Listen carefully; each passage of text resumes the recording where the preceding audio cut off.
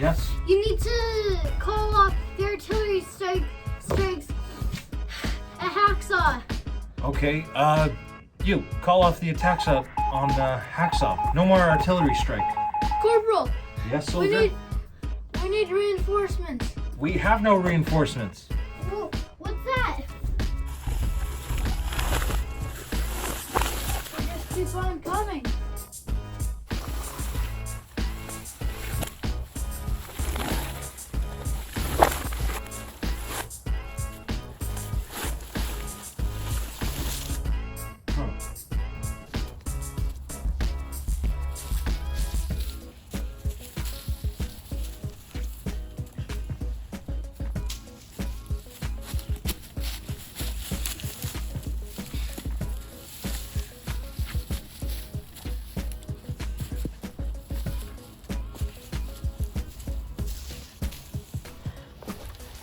We're gonna get out of here, Sergeant. Gonna get off the Hacksaw Ridge.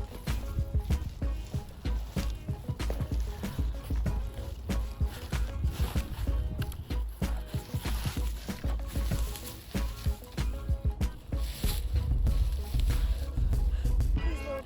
One more.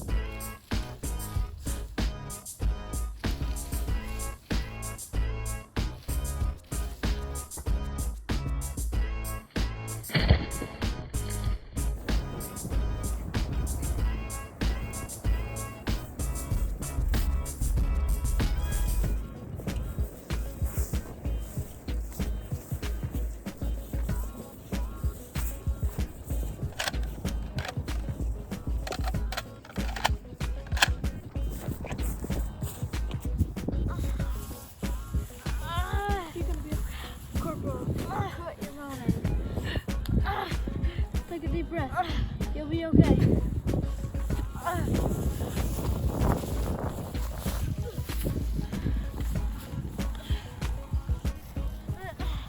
It's a little late to start your target practice. You can shoot this guy. Come on. Come here. Sit on here.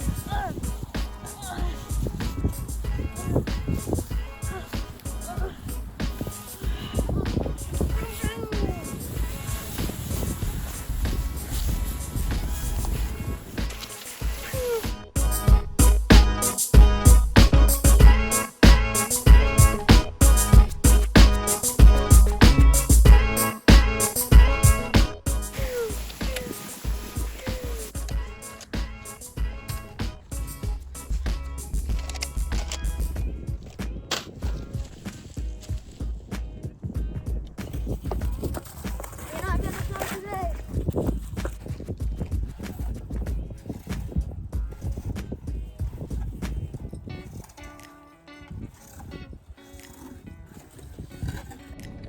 Bonjour and welcome back. I'm Aaron, I'm Owen. And I'm Chloe. and together we are Kingfisher Games. You may have noticed we're in a slightly different area, but that's because we're filming for our second installment of our Risk series. And for that, we're going outside with the nice weather. So meet us at Hacksaw Ridge and we'll show you how to play Risk. Okay, so here we have Risk. This is our second video in our Risk series.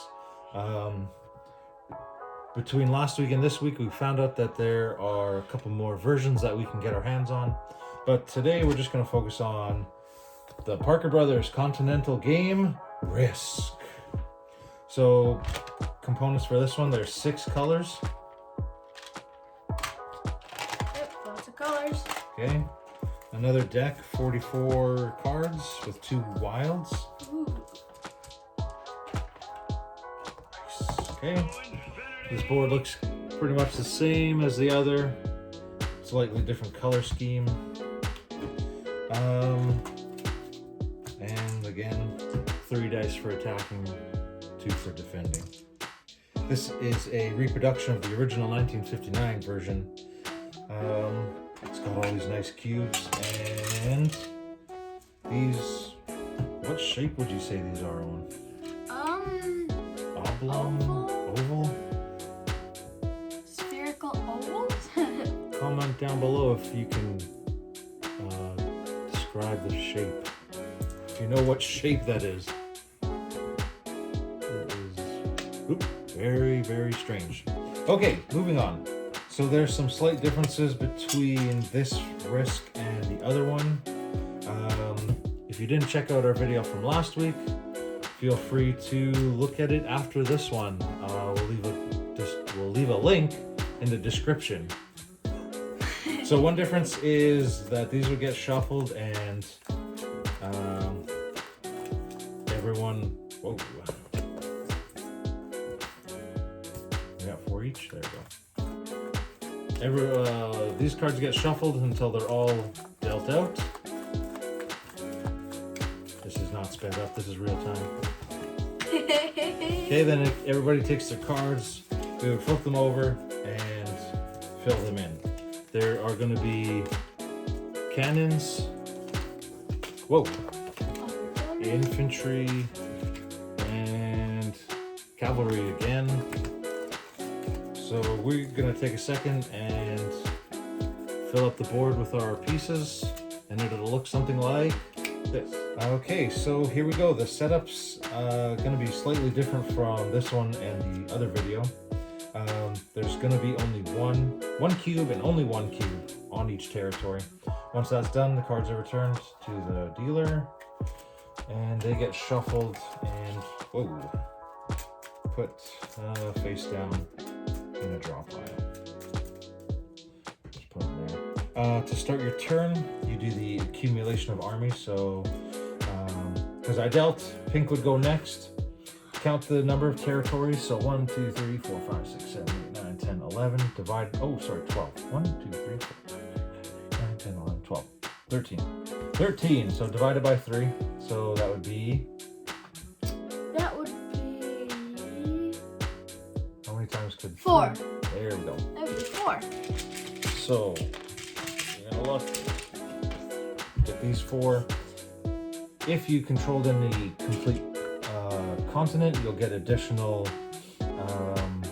reinforcements. 5 for North America, 2 South America, 3 Africa, 5 Europe, 7 for Asia, and 2 for Australia. And somebody, the blue player, was dealt 3 for Australia. Okay, the armies would then get to be placed on any territory that you control. Let's start there, and then you can start attacking. Attacking is pretty simple. You can roll as many dice, up to 3 that you want, as long as you can move that many players, move that many territories. Nope. Move that many armies. There we go. Okay, so to attack, pink here is going to roll 3 dice because they can move at least 3. Whenever you're choosing how many dice you roll, it's by however many. Oh, no, that doesn't make sense. I don't know how to describe it. That's how many armies you have in your place. 1, 2, 3, which means you're rolling 1, 2, 3 dice. And then you can move along extra soldiers if you would like. There you go. Yeah! Okay, so here we'll do an example of an attack from Venezuela to Brazil. So, Oh wait, only 1 dice for me because I only have 1 guy there. Pink's gonna roll 3. All right, 3. so now we compare the highest of the attacker, which is 5. And highest of the defender, which is a 3. Cool. So then the defender would take their one army off, and then the attacker gets to move in at least 3 because they roll 3 dice, but they have the option to move all of their armies into the conquered territory. At the end of your turn, if you take over at least 1 territory, you get a card. Keep that face down until you get a set of 3 infantry, 3 horses, 3 cavalry, or 1 of each. And then there's the wild card that will also benefit you. If when you're attacking and defending and the dice rolls would be the same, so here in our example, 3 and 3, the defender always wins. So say we went Brazil to Peru, and we had that tie, the attacker would lose 1 army. And then play would continue. Okay, so let's do another dice roll here. Brazil to Peru. The attacker can roll 2 because they can move 2 armies out. The defender can only roll 1 here. So then we compare the attacker's 5 to the defender's 1. Okay, so the defender would come off, boom, boom, and just for the heck of it, we'll go Peru to Argentina.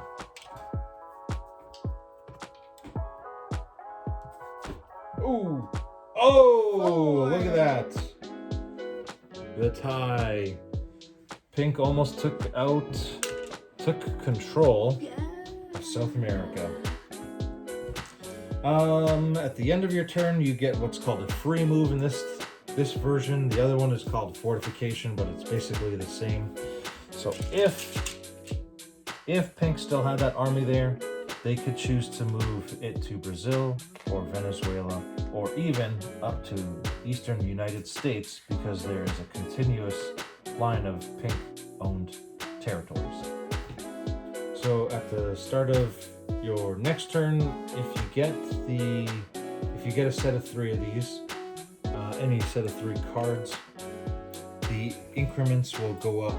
The first set is 8 armies, 4th set is 10 armies, 5th set is 12, and then 15, and then 20, and then 25 at the 8th set.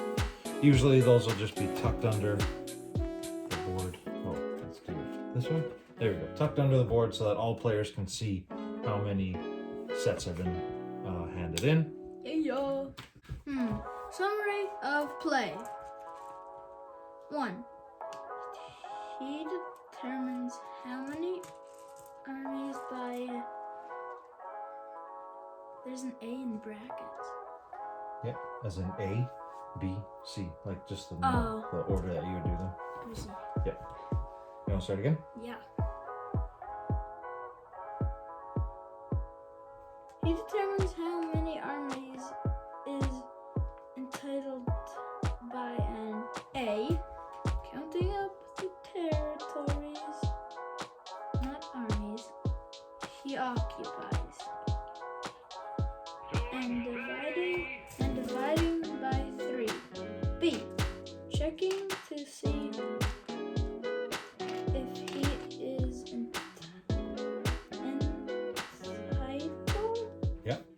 entitled to extra armies because he completely occupies any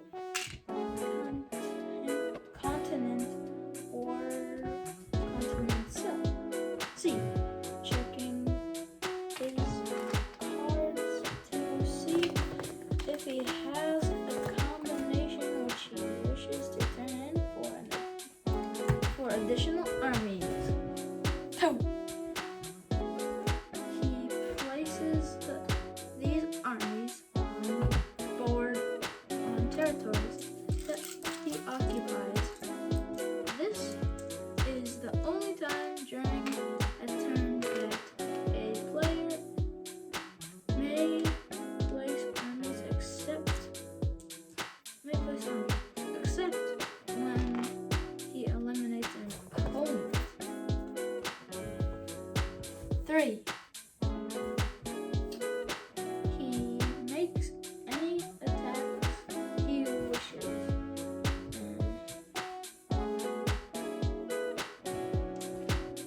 He may attack as many times as he wishes on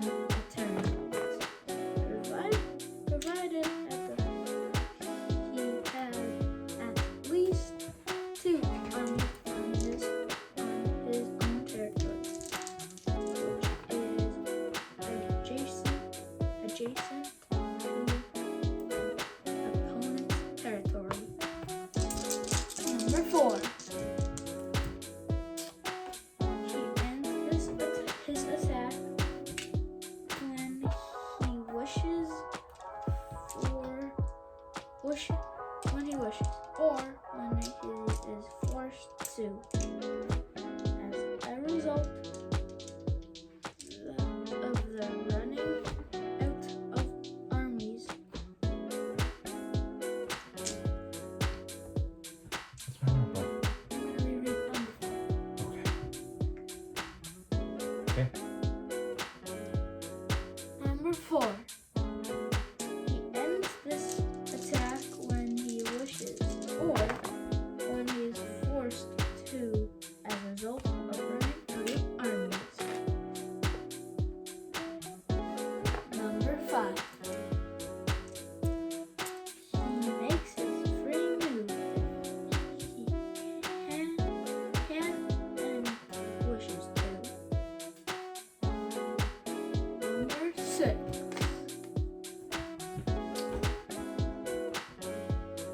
He takes one. Number 6. He ends with Number Start 6. again. Yeah, start again. Do your Number 6. 6. He takes one card if he has captured more than one or more territories on this turn. And number 7. He ends this turn by passing the dice to the next player. And lastly, I guess the point of this game is you are trying to go for world domination. So you want to have your colored tokens in every space on the board. I'm just gonna do this. You get the idea. Once one color controls all the territories, then that player wins. Oh, when you eliminate an opponent, you would get any of their cards that they've accumulated, and cash them in if you were to have 6 or more, because you can only have a maximum of 5 cards in your hand. There you go. If you control the whole world, you win this game. So that's how you set up and play through Risk, the 1959 reproduction. Chloe, what's something you like about it? I like the new map. Okay. What about you, Owen? I like playing the world domination. I like the little cubes and the oval shapes. Yeah. World domination's my favorite part of it. It does make it a little bit longer in this game because there's no extra armies at the start. It's just one army, and then you start counting your territories and stuff from there, getting reinforcements. We like to have fun here, and we hope you do too. Okay, Gigawa Min Minawa.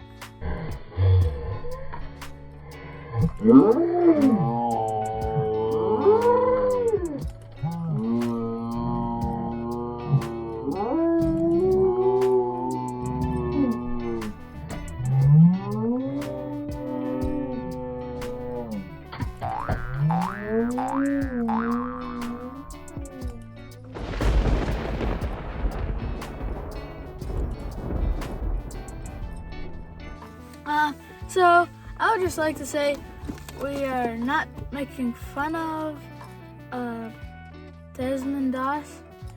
He served in 3 battles.